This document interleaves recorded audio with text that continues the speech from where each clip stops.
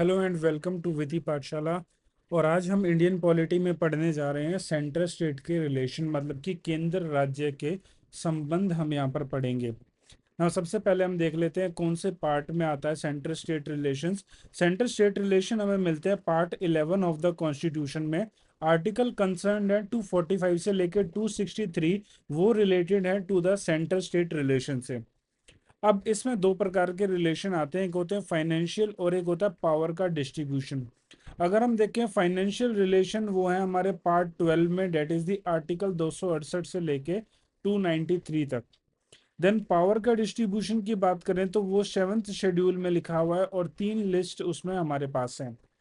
तो type of relation में जब हम बात करते हैं तो सबसे पहले हमारे पास तीन प्रकार के रिलेशंस हैं, जो होते हैं हमारे legislative relation, administrative relation and financial relations. मतलब कि कानून बनाने से रिलेटेड जो रिलेशंस होते हैं उन्हें लेजिस्लेटिव रिलेशंस कहते हैं। नाउ इन लेजिस्लेटिव रिलेशंस में क्या क्या आता है, आर्टिकल 245 से लेके 255 तक, जो कि पार्ट 11 में है। एंड यहाँ पर जो लॉज को लेके, लॉज की मेकिंग को लेके जो है यहाँ पर मेंशन्ड है। देन आता है एडमिनिस्ट्रेटिव रिलेशंस, ये आर्टिकल 256 से 263 तक है एंड पार्ट 11 में मेंशन्ड है। यहाँ पर इम्प्लीमेंटेशन और कंट्रोल के लेकर जो है सेंट्रल स्टेट के रिलेशन वो मेंशन्ड है। देन फाइनेंशियल हमारा आता है 268 से 293, पार्ट 12 में है ये। नाउ यहाँ पर फंड, रेवेन्यू और ग्रांट्स यहाँ पर हमारी मेंशन्ड है। तो सबसे पहले डिटेल में पढ़ेंगे हम लेजिस्लेटिव रिलेशंस।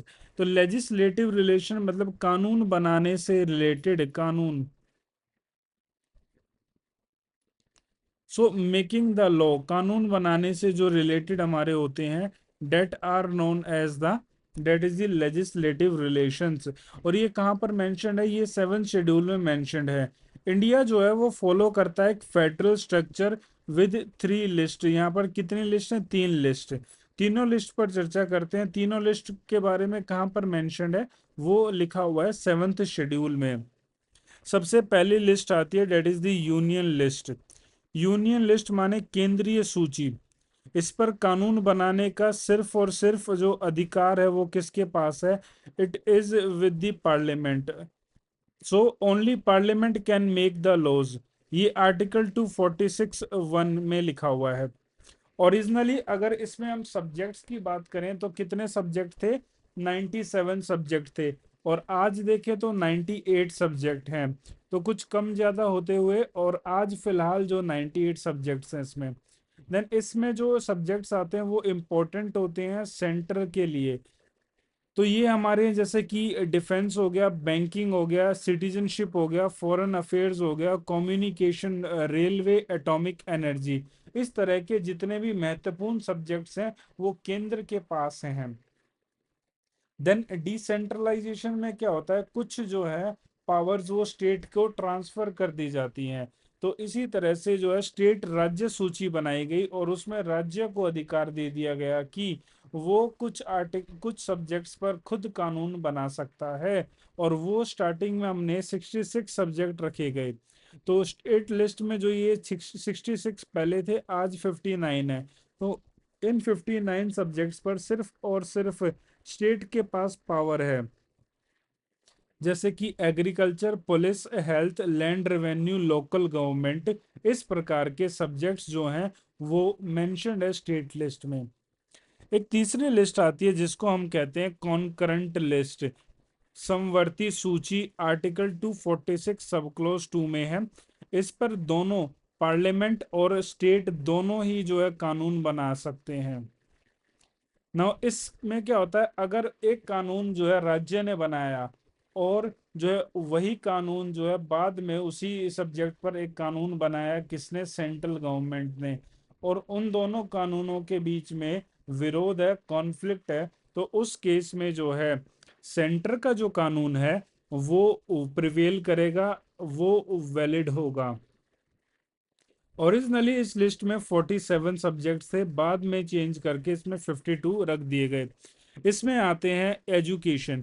तो आपने देखा होगा एजुकेशन को रिलेटेड जो है स्टेट गवर्नमेंट के स्कूल भी हैं और सेंट्रल गवर्नमेंट के स्कूल भी हैं। जैसे कि केंद्रीय विद्यालय, जवाहर नवोदय विद्यालय JNV, इस प्रकार से। Then forest, marriage, adoption, social welfare, इस प्रकार के जो सब्जेक्ट्स हैं वो कॉन्करेंट लिस्ट में है। ऊपर हमने जो भी तीन लिस्ट की बात करी, इन तीनों लिस्ट में कोई ऐसा सब्जेक्ट हो जो कि ना मेंशन्ड हो और उस पर कानून बनाने का अधिकार सिर्फ और सिर्फ किसके पास रहेगा, वो सेंटर के पास रहेगा। मान लो बाद में फ्यूचर में पता चलता है कोई नई टेक्नोलॉजी आई, कोई नई चीज आ जाती है, और उस पर कानून कौन बनाएगा, वो बनाएगा नए सब्जेक्ट पर, that is the centre. Article 248 कहता है कि subject not in any list, centre has power to legislate. Example cyber security, या फिर स्पेस लॉ हो गया, या फिर आर्टिफिशियल इंटेलिजेंस हो गया, इन चीजों को लेके रेगुलेट करने के लिए कानून बनाने का अधिकार सेंटर के पास रहेगा। लेजिस्लेटिव में ये अगला आता है, स्पेशल पावर होती है पार्लियामेंट के पास। क्या स्पेशल शक्ति है पार्लियामेंट के पास? तो आर्टिकल 249 बहुत ज्यादा इंपॉर्टेंट आर्टिकल्स हैं जो हमने यहाँ पर लिखे गए हैं एग्जाम पॉइंट ऑफ व्यू से। तो आर्टिकल 249 कहता है कि नेशनल इंटरेस्ट में, मतलब कि देश के हित में जो है, अगर राज्यसभा एक बिल को पास करती है 2/3 मेजोरिटी से, तब जो है सेंटर जो है लेजिस्लेट कर सकता है स्टेट लिस्ट पर। अब मान लो कोई स्टेट का सब्जेक्ट है, फॉर एग्जांपल जैसे कि स्टेट क्या था, एग्रीकल्चर। अब एग्रीकल्चर पर जो है, इस सब्जेक्ट पर जो है कानून बनाना है सेंटर को। तो सेंटर क्या करेगी, एक बिल लेके आएगी, राज्यसभा में पेश करेगी और उसको 2/3 मेजोरिटी से पास करा लेगी। तब जो है सेंटर के पास जो है पावर आ जाएगी। नाउ ये जो लॉ है ये वैलिड रहेगा 1 साल के लिए और इसको रिन्यू किया जा सकता है। नेक्स्ट आता है article 250, 250 article, emergency provision. Emergency के समय में, during the national emergency, parliament जो है वो कानून बना सकता है स्टेट के सब्जेक्ट्स पर। आई होप ये ए और बी आपके जो है क्लियर हैं, क्योंकि एग्जाम पॉइंट ऑफ व्यू से बहुत ज्यादा इंपॉर्टेंट है 249 250। तो ये हमने देखे लेजिस्लेटिव रिलेशन, एक बार दोहरा लेते हैं। हमने सबसे पहले देखा कि लेजिस्लेटिव रिलेशंस जो हैं वो आर्टिकल 245 से लेके 255 तक हैं। इसमें हमने देखा कि टेरिटोरियल एक्सटेंट की हमने बात करी, तो 3 प्रकार की लिस्ट हमने पढ़ी यहाँ पर। ठीक है, तो इसमें हमने पढ़ा कि जो सेंटर का जो टेरिटोरियल एक्सटेंट है वो होल और दी पार्ट ऑफ इंडिया पर है, एक्स्ट्रा टेरिटोरियल जुरिस्डिक्शन है। वहीं स्टेट का अधिकार जो है वो राज्य पर ही रहता है, राज्य के क्षेत्र पर ही रहता है। नाउ अब बात करते हैं लॉज ऑफ द पार्लियामेंट को लेके। नाउ यूटीज पर जो है Andaman Nicobar, Lakshadweep, Dadra and Nagar Haveli, Daman and Diu, यहाँ पर प्रेसिडेंट जो है कानून बनाने का अधिकार रखता है। वहीं शेड्यूल एरियाज जो है गवर्नर के अंडर में आते हैं, कौन कौन से, 5th शेड्यूल वाले एरियाज। ट्राइबल एरिया असम में गवर्नर के ऑर्डर वहां पर चलेंगे। ट्राइबल एरिया जो कि मिजोरम, मेघालय और त्रिपुरा में है, राष्ट्रपति वहां पर आदेश जो है जारी कर सकता है 6th शेड्यूल के अकॉर्डिंग। इसके अलावा हमने 3 लिस्ट देखी, distribution of legislative subject. Union list में स्टार्टिंग में 100 थे और हम बाद में देखा कि 98 हो गए, तो ये डाटा चेंज होता रहेगा। देन अभी हमने स्टेट लिस्ट में देखा 66 और 59। कभी इनसे रिलेटेड नहीं पूछेगा, क्योंकि मान लो उसने पूछ लिया और इस बीच में जो है ये डाटा चेंज हो गया, तो जो है क्वेश्चन डिस्प्यूट में आ जाएगा। इसलिए इससे कितने सब्जेक्ट हैं किस में, ये नहीं पूछेगा आपसे। इसमें पता होना चाहिए कि यूनियन पर जो है सेंटर का अधिकार, स्टेट पर जो है स्टेट का अधिकार। बट एक सिचुएशन जो मैंने आपको बताई, डेट इज दी आर्टिकल 249 में नेशनल इंटरेस्ट में जो है सेंटर, और दूसरा 250 आर्टिकल इमरजेंसी के दौरान सेंटर स्टेट लिस्ट पर भी कानून बना सकता है। और बाकी टाइम पर जो है स्टेट लिस्ट पर स्टेट ही बनाएगा, कॉन्करेंट पे दोनों बना सकते हैं। रेजिडुअरी पावर आर्टिकल 248 के तहत किसके पास रहेगी, सेंटर के पास रहेगी। अब बात कर लेते हैं, डेट इज द आर्टिकल 249 जो है नेशनल इंटरेस्ट हमने पढ़ा। तो इसमें हमने पढ़ा कि राज्यसभा मेजोरिटी से पास करेगा। कितनी 2/3 मेजोरिटी चाहिए होती है प्रेजेंट एंड वोटिंग की, और ये फोर्स में रहता है 1 साल के लिए। It is restricted only to the subject specified, उस रेजोल्यूशन में जो सब्जेक्ट्स लिखे होंगे उन्हीं पर ही अधिकार है किसका, सेंटर का। फिर आता है आर्टिकल 250। 250 नेशनल इमरजेंसी की बात करता है ना। इसमें जो लिखा हुआ है कि नो रेजोल्यूशन इज रिक्वायर्ड, यहाँ पर कोई रेजोल्यूशन की जरूरत नहीं है, ये बात याद रखना, ठीक है ना। स्टेट लिस्ट वो जो है कॉन्करेंट लिस्ट में बदल जाती है।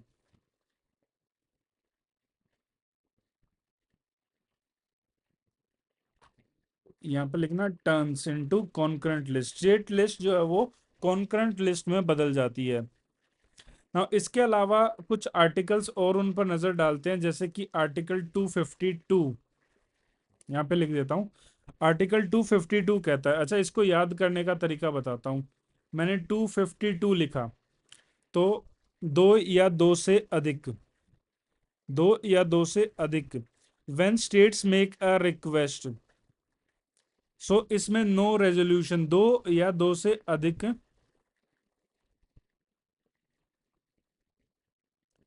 The states make a request,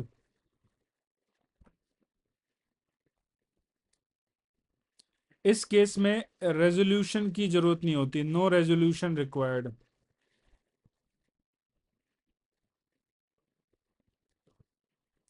now states so requested will lose the authority on the subject. Parliament can only amend and repeal the law so made. मतलब कि क्या होता है, कई बार ऐसी स्थिति आ जाती है कि दो स्टेट, मान लो कि पंजाब और हरियाणा किसी विषय को लेकर कहते हैं कि हम कानून नहीं बनाएंगे, और इस पर जो है कानून हम जो है किससे बनवाते हैं, सेंटर से बनवाते हैं। तो उस केस में क्या होगा, उस केस में यह रहेगा कि जो अगर वो रेजोल्यूशन पास हो जाता है, इसमें रेजोल्यूशन की जरूरत नहीं पड़ती है, अगर उनकी रिक्वेस्ट जो है वो एक्सेप्ट कर ली जाए सेंटर के द्वारा, तो उस केस में ये होगा कि जो रिक्वेस्ट एक्सेप्ट कर ली तो दोनों स्टेट जो है पावर खो देंगे। फॉर एग्जांपल उन्होंने कहा कि पुलिस पुलिस जो है, अब पुलिस पर कानून कौन बनाए, वो बनाए सेंटर। उन्होंने रिक्वेस्ट करते हैं दोनों स्टेट पंजाब और हरियाणा, ठीक है, उनकी रिक्वेस्ट एक्सेप्ट कर ली, इसके लिए कोई रेजोल्यूशन मूव करने की जरूरत नहीं है। अब जो है इस पर आगे से कानून सेंटर बनाएगा, और जब तक वापस जो है वो सेंटर, सेंटर का मतलब पार्लियामेंट, जब तक पार्लियामेंट वापस नहीं दे देता पावर, तो ये पावर तब तक किसके पास रहेगी, सेंटर के पास रहेगी। अगला आता है आर्टिकल 253। नाउ आर्टिकल 253 जो है, इसकी कंडीशन कहती है टू गिव इफेक्ट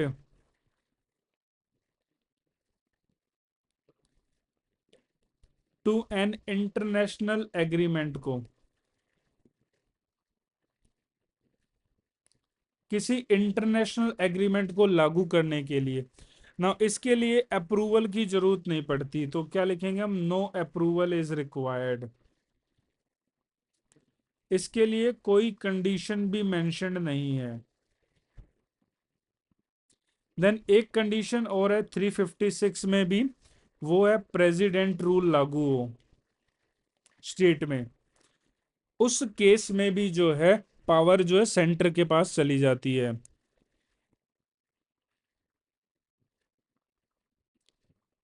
अब नेक्स्ट एडमिनिस्ट्रेटिव रिलेशंस की बात करें तो स्टेट फॉलो करता है डायरेक्शन किसकी, सेंटर की गवर्नेंस के मैटर में। इंटर स्टेट काउंसिल आर्टिकल बहुत ज्यादा इंपॉर्टेंट है, इंटर स्टेट काउंसिल का आर्टिकल पूछ लिया जाता है। आर्टिकल कौन सा है, 263, for resolving the dispute between the states. Then central की assistance in the implementing the state के प्रोजेक्ट्स को। देन आते हैं हमारे financial relations, they are related to the tax का डिस्ट्रीब्यूशन से रिलेटेड हैं।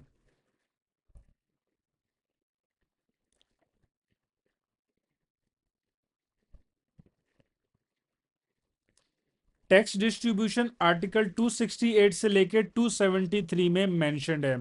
देन फाइनेंशियल कमीशन आर्टिकल 280 में ये रिकमेंड करता है क्या, sharing of the taxes between the states के बीच में।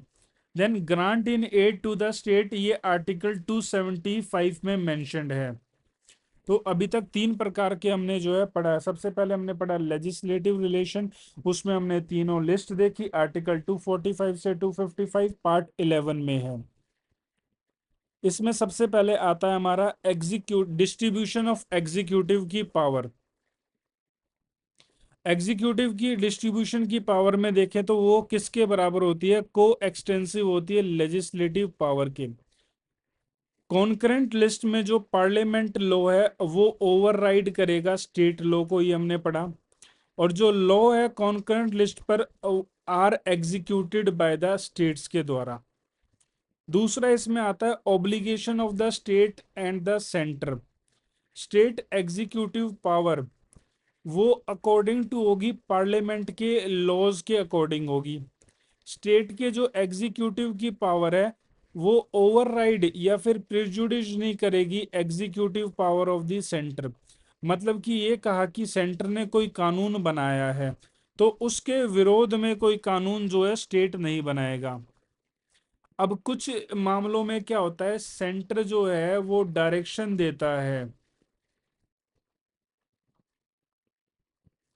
टू द स्टेट्स, किस में, कम्युनिकेशन को लेके, मेंटेनेंस ऑफ रेलवे को लेके। अब फॉर एग्जांपल अगर मैं बात करूं, रेलवेज का ऑपरेशन स्टेट्स में होना है, बट रेलवे एक सेंट्रल सब्जेक्ट है। तो इसमें मान लो अगर कुछ लोग जो है ये रेल की पटड़ी है, ये जो है एरिया है, फॉर एग्जांपल ये स्टेट ऑफ कर्नाटका है, और कर्नाटका का स्टेट है ये, और कर्नाटका में जो है कुछ लोग जो है यहाँ पर धरना प्रदर्शन कर रहे हैं। अब आरपीएफ ने जो है रेलवे प्रोटेक्शन फोर्स ने स्टेट पुलिस की मांग की। अब स्टेट पुलिस जो है वो सब्जेक्ट है किसका, it is a subject of the state list, it comes under the state. Whereas the RPF and the railway जो है वो किसके अंडर में आती है, it comes under the centre. So इस केस में क्या होगा कि जो है दोनों को कोऑपरेट करना, मतलब कि सेंटर के डायरेक्शंस को मानना बहुत ज्यादा इंपॉर्टेंट हो जाता है। नेक्स्ट है instructions in the mother tongue to the linguistic minority till the primary stage तक। मतलब कि हर एक स्टेट में जो है बच्चों को प्राइमरी स्टेज की जो एजुकेशन होती है वो मातृभाषा में करानी जरूरी है। डायरेक्शन अंडर द आर्टिकल 356 अगर वो फॉलो नहीं होता तो कॉन्स्टिट्यूशनल ब्रेकडाउन माना जाएगा और प्रेसिडेंट रूल इम्पोज किया जा सकता है। इन केस में तो ये कहा जाएगा कि भाई 356 आर्टिकल का हनन है और प्रेसिडेंट रूल लगा दिया जाएगा स्टेट में। नेक्स्ट है हमारा आता है mutual delegation of the power. इसमें क्या होता है कि आर्टिकल 258 कहता है कि प्रेसिडेंट जो है रिक्वेस्ट करता है गवर्नर से कि स्टेट मशीनरी का प्रयोग करने के लिए यहाँ पर स्टेट की कंसेंट बहुत ज्यादा जरूरी होती है। आर्टिकल 258 ए कहता है कि एक गवर्नर रिक्वेस्ट कर सकता है president for the use of the central machinery. कई बार आपने देखा होगा कि सीआरपीएफ, आईटीबीपी, बीएसएफ इनकी आवश्यकता पड़ जाती है स्टेट पुलिस के द्वारा, तो गवर्नर रिक्वेस्ट करता है। यहाँ पर यूनियन कंसेंट बहुत ज्यादा जरूरी है। अच्छा, यहाँ पर दो आर्टिकल्स पर आप ध्यान देना। मैंने आर्टिकल कहा 258, तो 258 में क्या होता है, प्रेसिडेंट रिक्वेस्ट करता है, रिक्वेस्ट करेगा स्टेट से, यहाँ पर स्टेट की कंसेंट जरूरी है। वेयर एज 258 ए में जो है गवर्नर मतलब एक दूसरे की सहायता की रिक्वेस्ट करेगा प्रेसिडेंट से, और यहाँ पर जो है स्टेट की सॉरी यहाँ यूनियन की कंसेंट बहुत ज्यादा जरूरी है। ठीक है, ये दो चीजें हैं। पार्लियामेंट कैन एंट्रस्ट एग्जीक्यूटिव का function on the centre to the states if parliament does it by law. तो कोई भी कंसेंट ऑफ द स्टेट वो नेसेसरी नहीं है। अगला आता है cooperation between the centre and the state. पूरा फेथ और क्रेडिट जो है मेंटेन किया जाएगा। State and centre shall respect the public के जो एक्ट हैं, रिकॉर्ड हैं, जुडिशियल प्रोसीडिंग्स हैं, जुडिशियल जजमेंट्स हैं, इन सब की जो है रिस्पेक्ट की जाएगी। अब inter state river water dispute, parliament can make law regarding the inter state water dispute.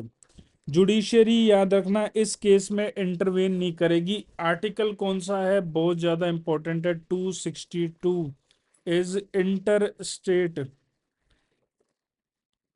River dispute. Here no role of judiciary.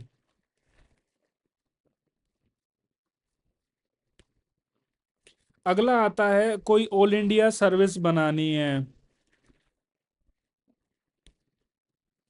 ना। ऑल इंडिया सर्विसेज में क्या होता है, ऑल इंडिया सर्विसेज पहले तो मैं आपको बता दूं कि भारत में अभी फिलहाल जो है दो ही ऑल इंडिया सर्विसेज हैं।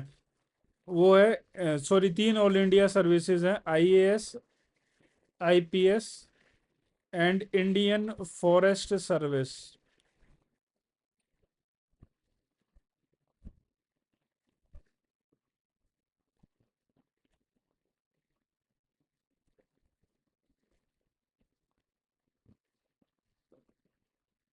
और अगर हम चाहें तो एक नई बन सकती है, इंडियन जुडिशियल सर्विस। और ये किसके अंडर आते हैं, आर्टिकल 312 के अंडर। तो कौन बना सकता है, parliament can create a knew all India service. जैसे कि अगर बनानी हो कौन सी, ऑल इंडिया जुडिशियल सर्विस बनानी हो, तो आर्टिकल 312 कॉन्स्टिट्यूशन उसका उपयोग होगा।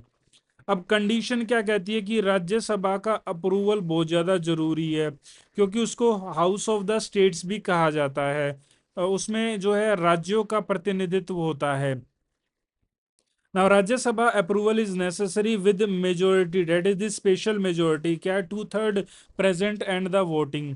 All India services are recruited trained by the centre, but काम कहाँ पर करते हैं ये लोग, स्टेट्स में काम करते हैं। रिक्रूट कौन करता है इनको, UPSC, that is the centre. Train कौन करता है इनको, कहाँ पर ट्रेन होते हैं, Lal Bahadur Shastri national academy of administration and Sardar Vallabh Bhai Patel police academy. तो यहाँ पर जो है इनकी ट्रेनिंग होती है। तो इनको ट्रेन कौन कर रहा है, सेंटर। बट डिप्लॉय कहाँ पर है, काम कहाँ कर रहे हैं ये, they are deployed at the states. Now, states cannot impose any major punishment and ultimately responsible to the president of India।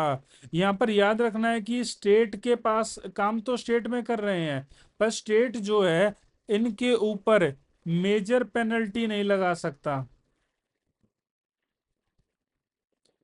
Now ये लोग जो हैं ये ultimately responsible towards the,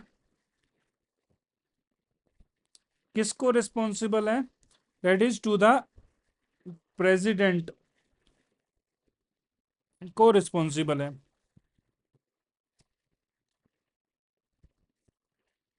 now आगे आते हैं हमारे, that is the governor. Governor को अपॉइंट किया जाता है, सेंटर स्टेट रिलेशन के ही पार्ट है जो अभी हम डिस्कस कर रहे हैं चीजें। गवर्नर को अपॉइंट कौन करता है, राष्ट्रपति। और इसमें कंसल्ट किया जाता है कंसर्न स्टेट के सीएम को, जब हमने पढ़ा था चैप्टर, जब हम वहां पर डिस्कस किया था। इसके अलावा जो है कन्वेंशन बना हुआ है कि हमेशा जो गवर्नर है वो आउटसाइडर होगा। ठीक है, आर्टिकल 355 की बात करते हैं, and duties of the centre. Centre की रिस्पॉन्सिबिलिटी है कि वो प्रोटेक्ट करे स्टेट को फ्रॉम इंटरनल डिस्टरबेंस, एक्सटर्नल भारी हमले से, वॉर से, to carry out on the government according to the provision of the constitution से। नेक्स्ट आता है state election commissioner.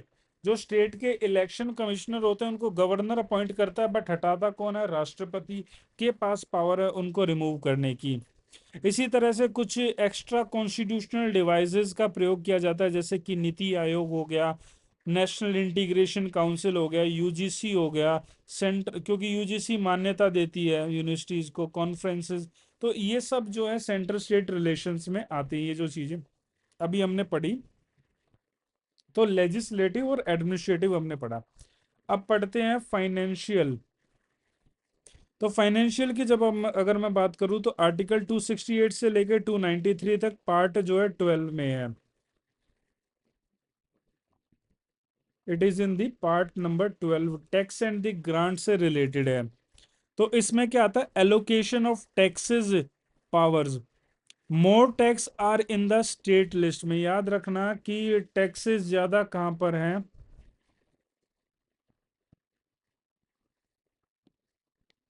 More taxes are in state list. ये साथ साथ आप नोट करते रहें चीजों को।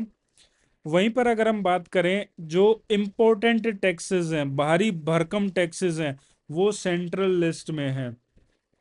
तो मैं ये सब रब कर देता हूं। ओके। तो जो भारी भरकम टैक्सेस हैं, मैंने कहा कि आपको मोर टैक्सेस वो स्टेट के पास है। फिर मैं कहता हूं बट रेम्यूनरेटिव, भारी भरकम जो है वो किसके पास है, सेंटर के पास है। और रेजिड्यूरी,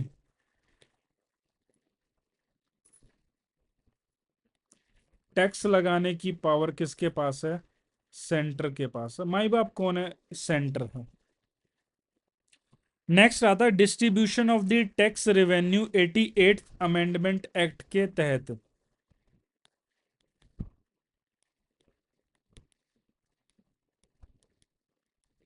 भाई टैक्स से जो पैसा इकट्ठा होगा उसके डिस्ट्रीब्यूशन को लेके रेवेन्यूज, इसके लिए 88th कॉन्स्टिट्यूशनल अमेंडमेंट एक्ट है।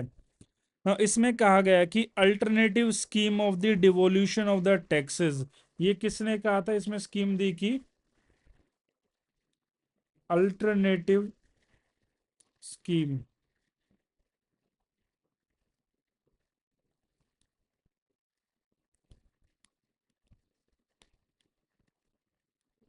10th फाइनेंशियल कमीशन के द्वारा।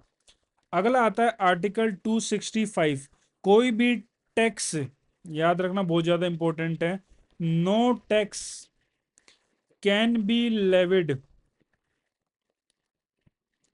और collected except by authority of law. इसको तो याद ही कर लो, मतलब कि बिना कानून बने कोई भी टैक्स नहीं लिया जा सकता। आपको कानून बनाना पड़ेगा अगर आपको कर चाहिए तो, अगर आपको टैक्स चाहिए तो आपको कानून बनाना पड़ेगा। आई होप ये सारी चीजें जो हैं क्लियर हैं। आगे बढ़ते हैं। अब डिस्ट्रीब्यूशन ऑफ टैक्स की मैंने बात की थी, अब टैक्स को डिस्ट्रीब्यूट कर लेते हैं, बांट लेते हैं। Now distribution of taxes. Now अब एक यहाँ पर टेबल बना लेते हैं, उसके अकॉर्डिंग जो है चीजों को समझेंगे हम।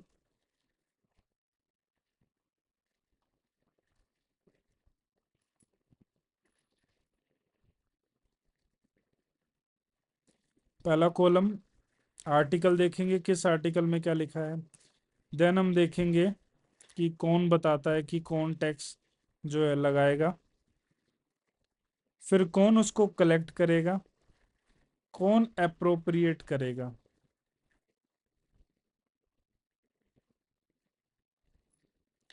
सो सबसे पहले हमारा आएगा कि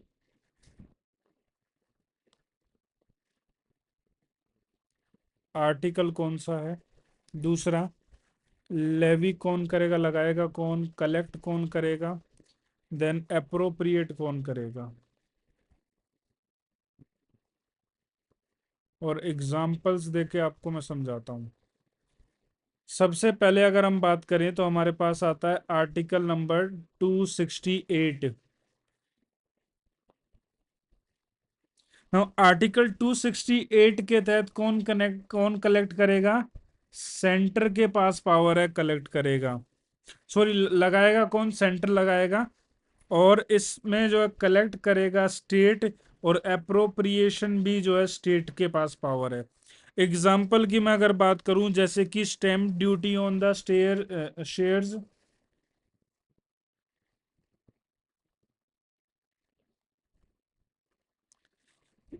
शेयर्स पर स्टैम्प ड्यूटी, चेक्स पर stamp duty, promissory note,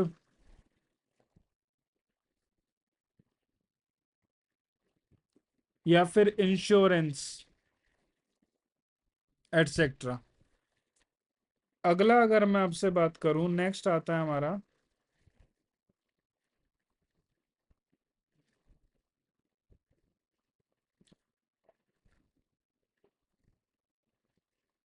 article number, that is the 269। यहाँ पर लेवी कौन करेगा? सेंटर करेगा। इसको कलेक्ट भी सेंटर करेगा, बट अप्रोप्रिएट कौन करेगा? स्टेट करेगा।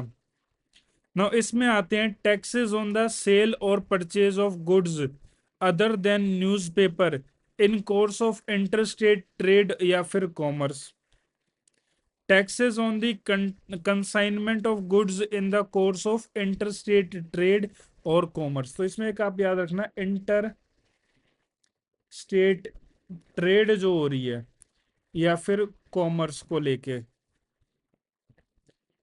नाउ जो नेट प्रोसीड है इन टैक्सेस की do not form the part of, ये कंसोलिडेटेड जो है फंड ऑफ इंडिया का पार्ट नहीं होता है, याद रखना।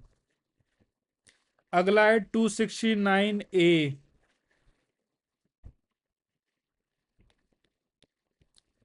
नाउ इसको लगाएगा कौन? सेंटर। कलेक्ट कौन करेगा भाई? सेंटर ही कलेक्ट करेगा।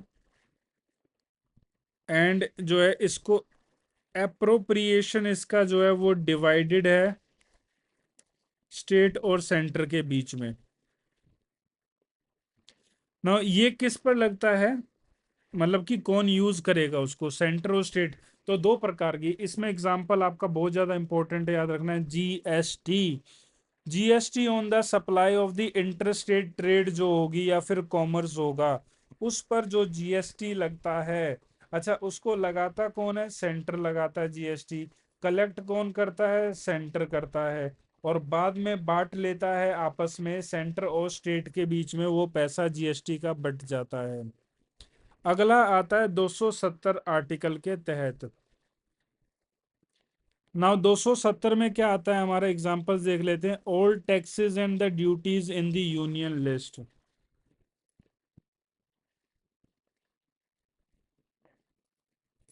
जो कि यूनियन लिस्ट में है, तो पावर किसके पास है? सेंटर के पास है। किन को छोड़ के, किन टैक्सेस को छोड़ के? एक्सेप्शन है, एक्सेप्ट द आर्टिकल 268 में जो मेंशन है, 269, 269A में जो मेंशन है, या फिर जो है 271 में अभी हम पढ़ेंगे जो उसमें मेंशन है, या फिर कोई सेस जो कि स्पेसिफिक पर्पस के लिए लगाया जाता है। अब बात करते हैं 271 की। कौन लगाएगा? सेंटर लगाएगा। कलेक्ट कौन करेगा? सेंटर करेगा। और अप्रोप्रिएशन रखेगा कौन? सेंटर अपने पास ही रखेगा। क्या है इसमें? सरचार्ज है। किस पर? टैक्सेस पर, टैक्स पे टैक्स कहते हैं इसको। अंडर द आर्टिकल, ऊपर वाले आर्टिकल्स पर, 268, 269, 270, इन सब पे सरचार्ज लगाएगा। कौन लगाएगा? डेट इज द सेंटर लगाएगा। आई होप ये टेबल आपको जो है समझ में आया है। अब बात कर लेते हैं, कुछ होते हैं ग्रांट इन एड की, मतलब कि मदद।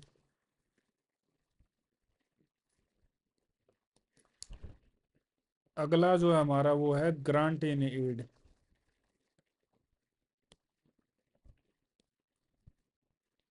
अब ग्रांट इन एड कितने प्रकार की ग्रांट्स होती हैं? याद रखना, तीन प्रकार की ग्रांट होती हैं।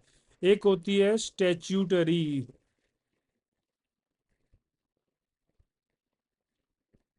इसका आर्टिकल है 275। नाउ इसको रिकमेंड कौन करता है? फाइनेंस कमीशन के द्वारा रिकमेंड किया जाता है।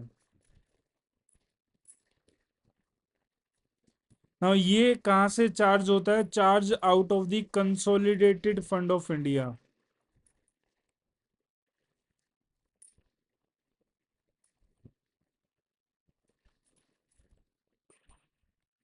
इसमें क्या आता है? जनरल ग्रांट और स्पेसिफिक ग्रांट आते हैं। अगला आता है आर्टिकल 282 के अंदर, that is the discretionary grant.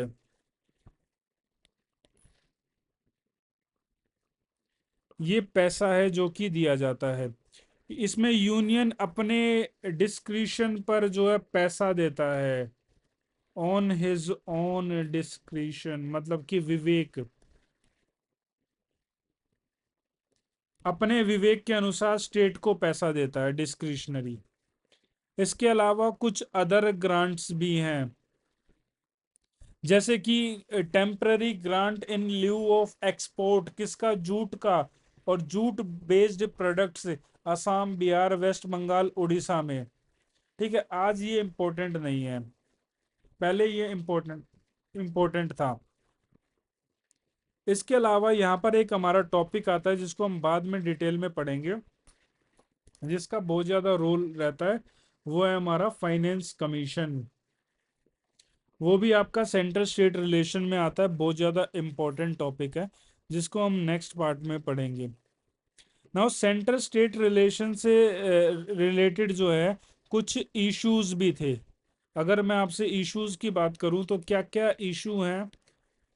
तो इश्यूज की बात करें तो सबसे पहला जो इन आपस में जो लड़ाई है वो है related to the allocation of resources. अच्छा, इसमें क्या होता है कि ना स्टेट्स 28 हैं और 8 यूनियन टेरिटरीज हैं। तो किसी को सेंटर ज्यादा पैसा दे, किसी को कम दे, और किसी से ज्यादा पैसा आ रहा है, तो इन चीजों को लेके जो है जो है विवाद है। देन चैलेंजिंग, सेंटर के लॉ को चैलेंज करना कोर्ट्स में। देन सेंटर के द्वारा मिसयूज करना किसका? 356 आर्टिकल का। देन ऑफिस ऑफ गवर्नर को लेके, कि भाई गवर्नर को अपॉइंट करता है और प्रेसिडेंट के नाम पर अपॉइंट किया जाता है, बट एज वो जो है निगरानी रखता है स्टेट में। तो इसके जो है पॉजिटिव्स भी हैं, नेगेटिव्स भी हैं। नाउ कुछ कमिटीज बनी है पास्ट में regarding the centre state relations को लेके, तो उन कमिटीज पर एक नज़र डाल लेते हैं, बहुत ज़्यादा इंपॉर्टेंट हो जाती हैं। ये सब मैं मिटा देता हूँ, आपने स्क्रीनशॉट ले लिया हो इनका। कमिटीज की बात करते हैं।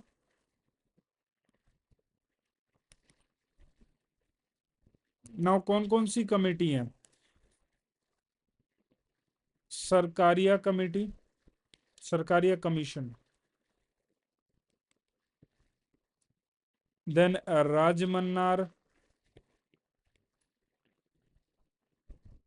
अच्छा, एग्जाम में कैसे सवाल आएगा? एग्जाम में आपसे पूछ लेगा कौन सी कमेटी सेंटर स्टेट रिलेशन से, तमिलनाडु की है ये सेंटर स्टेट रिलेशन से संबंधित है। नेक्स्ट है आनंदपुर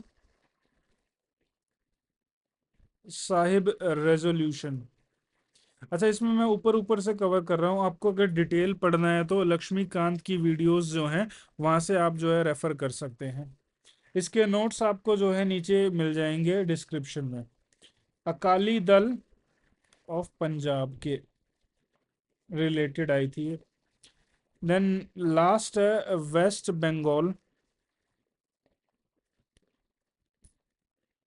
मेमोरेंडम।